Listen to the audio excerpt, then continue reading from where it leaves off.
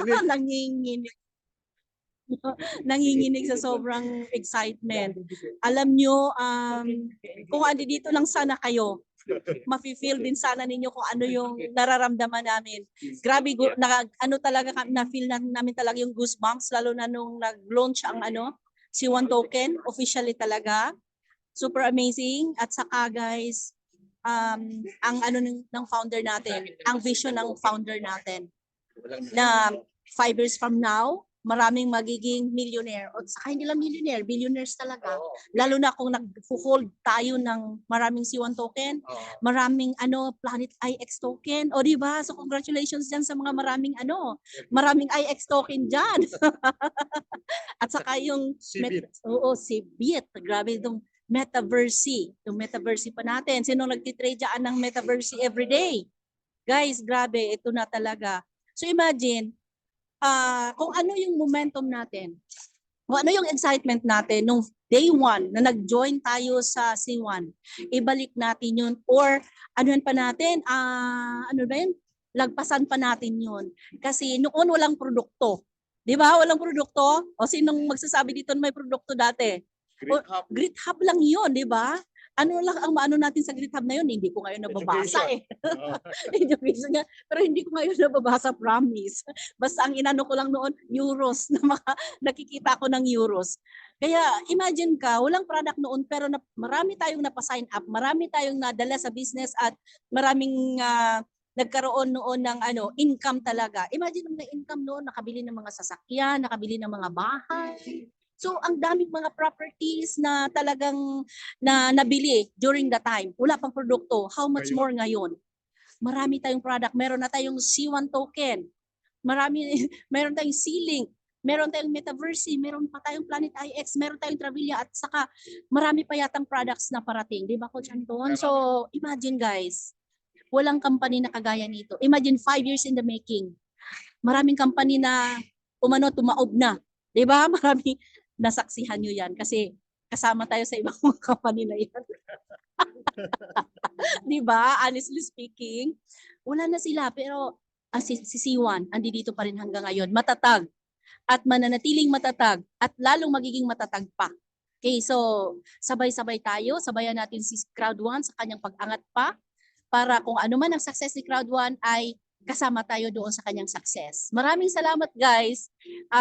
Andi dito tayo ngayon. Ilan tayo? Marami ba tayo dito? Wow, marami pala. Wow. So, imagine, napakinggan ninyo kung anong mga updates ni dito, ni Coach Anton. Sobra. Si Coach Anton, maraming experience dito na mai-share din sa inyo. Okay, grabe. First time kong na-meet itong si Coach Anton at saka yung kasama niya, very down to earth talaga. So, amazing talaga na sila din yung mga ninyo, mga leaders ninyo. Coach Anton. Thank you. Ayan, salamat no. Salamat Ma'am Mercy ha. Ayun. Guys, ayun narinig niyo naman yung ating isa sa mga leaders dito sa Abu Dhabi. Bukas po, no, pupunta naman kami na tomorrow we're going sa ating office, no.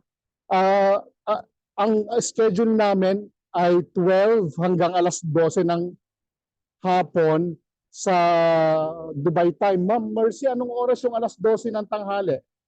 12:02 tayo no? Sa Pilipinas, anong oras? alas 4 ng hapon sa Philippines. Okay, alas 4 ng hapon sa Philippines. So magla-live din ako bukas, no? Kung sino lang yung para makita nyo rin yung office natin. Hopefully, no, ando doon si Raj, definitely. So hopefully ma-interview ko siya, makausap niyo din, no? Yung senior president natin nandoon na rin, no?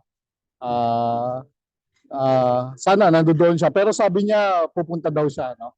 So anyway, may schedule na tayong papunta doon. Ayan, masaya at congratulations, no? Congratulations sa inyo. Especially yung mga holder ng C1 ng Cbit natin kasi bagong pangalan, no, yung ating Corebit. Congratulations sa inyo. malapit ng itong quarter 4, makikita niyo na yan sa back office ninyo. Paghandaan na ninyo yung paano kayo kung wala po kayong mga valid ID, kailangan may valid ID na kayo, no? Dahil kailangan na KYC, dahil siyempre pera yan, kailangan ikaw yung may-ari nung C1 link mo.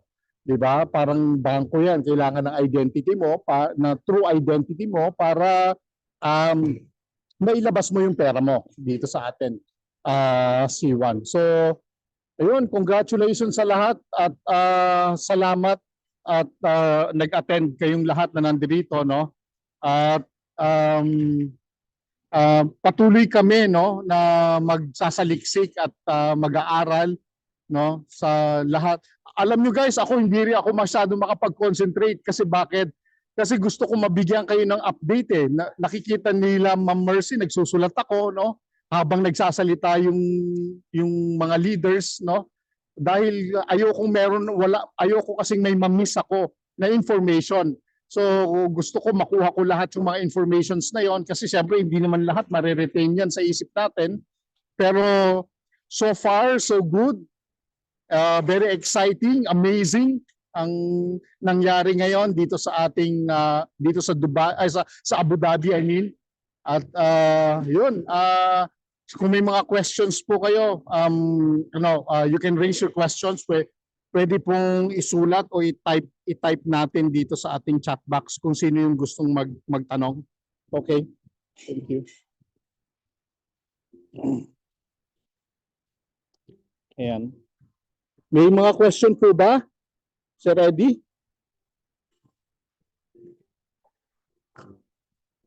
Ayan, sinin ko na dyan sa, sinin ko dyan sa Ayan, chat sige, group. yan.